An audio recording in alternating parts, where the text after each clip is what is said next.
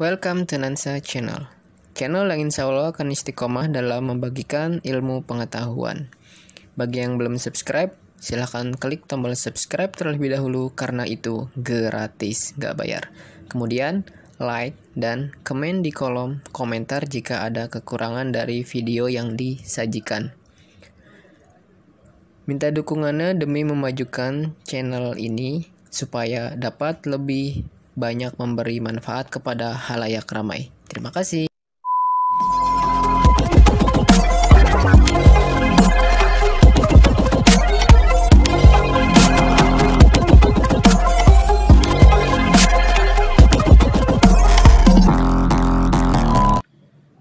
Assalamualaikum warahmatullahi wabarakatuh.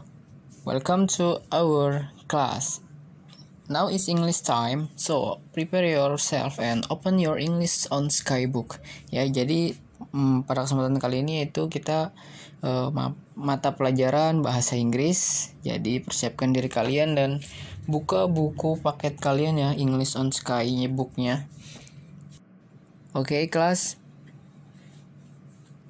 Before we are going to talk about our new material, let's pray begin based on our religion.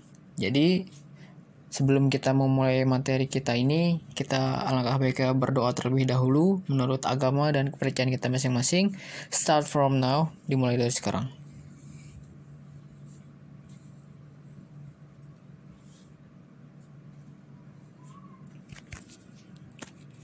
Okay, finish. Amin. Okay, class, in this change we are going to talk about simple present tense. In simple present tense, there are three formulas, namely positive, negative, and interrogative. Jadi pada simple present tense ini itu terdapat 3 rumus, yaitu rumus yang pertama ada rumus positif, negatif, dan yang terakhir interrogatif. Yang interrogatif itu apa? Kalau positif dan negatif mungkin kalian sudah paham ya, kalimat positif dan negatif. Kalau yang negatif itu ada kata not-nya ya, itu disebut negatif.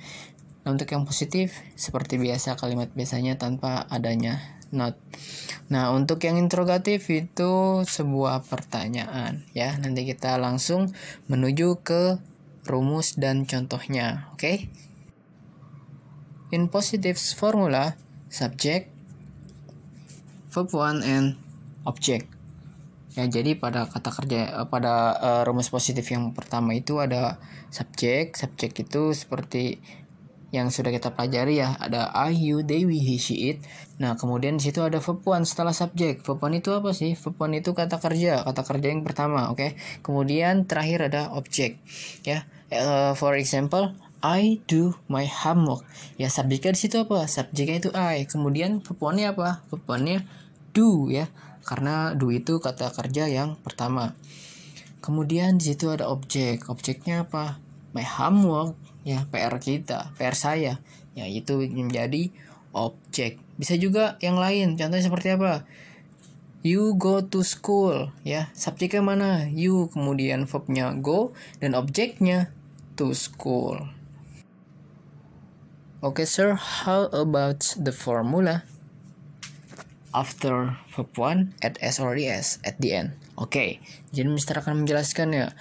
For the positive formula, subject, verb 1, add s or es at the end, and then object. Ya, jadi rumusnya itu ada apa aja? Ada subjek, kemudian ada verb 1 juga kata kerja, tapi ditambahkan s atau es di akhir, kemudian ada objek. For example, he does homework. Ya, dia mengerjakan tugas atau PR.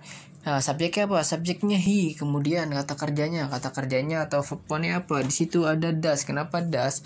Awalnya itu do ya, karena dia subjeknya he, jadi berubah ditambahkan di akhirnya es menjadi does. Kemudian objeknya homework.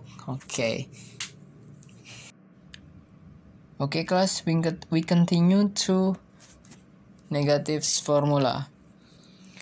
Subject, auxiliary plus not, verb 1 and object. Ya, jadi rumusnya yang negatif itu ada apa ya? Ada subject, kemudian auxiliary plus not ya. Auxiliary itu do atau does ya, tergantung kita menggunakan subjeknya apa. Jika Ayu Dewi kita menggunakan do, dan jika kita menggunakan subjek he she kita menggunakan does.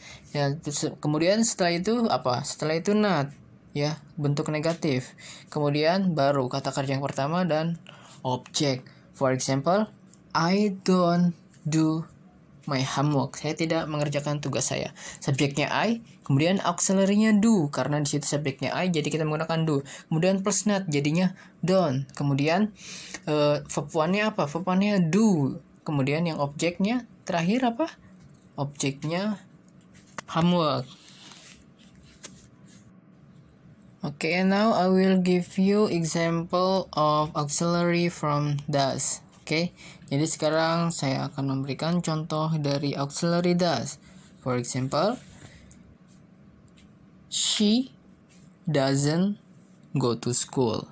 Ya, subjeknya apa? Subjeknya she. Kemudian auxiliary plus not-nya apa? Di situ auxiliary-nya ada does. Kenapa does? Karena kita subjeknya she. Ya, sekali lagi jika subjeknya he, she, it, kita menggunakan auxiliary-nya does ya, untuk simple present tense ya, kita menggunakan does kemudian plus not, jadinya doesn't atau does not ya. Kemudian setelah itu ada verb one. Verb one-nya apa? Verb one-nya itu bentuk kata kerja yang pertama apa di situ? Go, artinya pergi. Kemudian objeknya apa? School ya.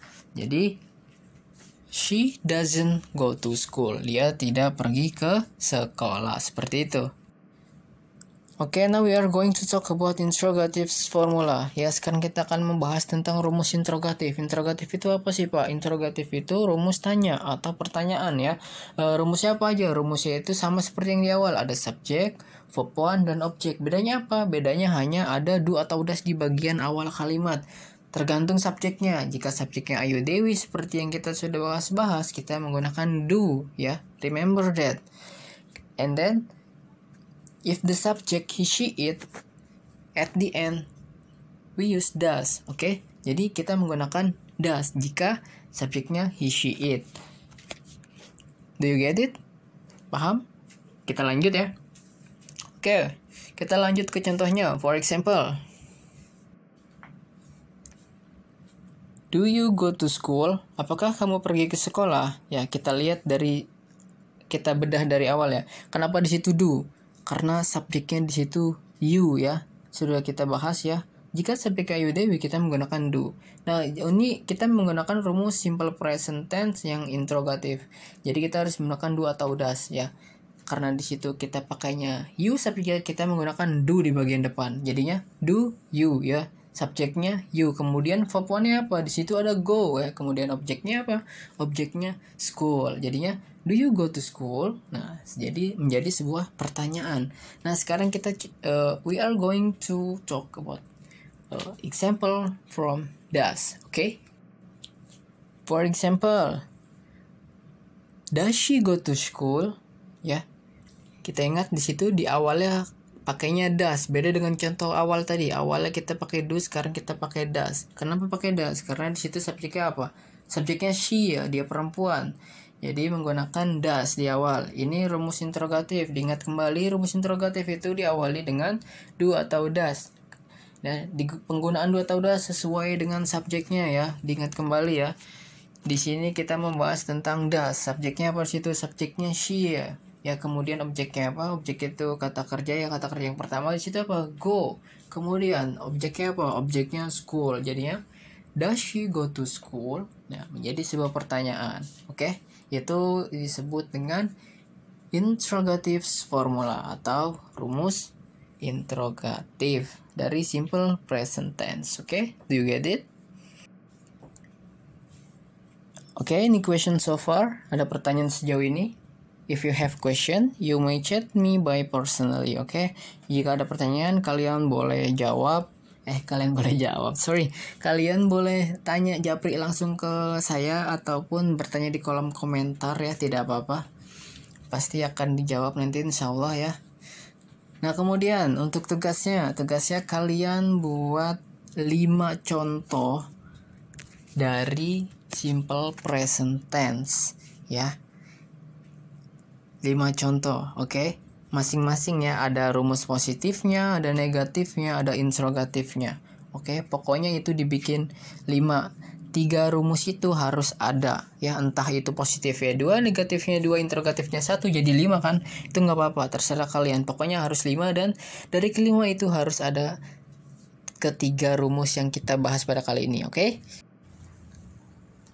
Oke, kelas, time is up. Thank you for coming on my YouTube channel and thank you for your attention. Let's say alhamdulillahirabbil alamin. Semoga bermanfaat apa yang telah kita pelajari ya. Amin ya rabbal alamin. Oke, assalamualaikum warahmatullahi wabarakatuh. See you.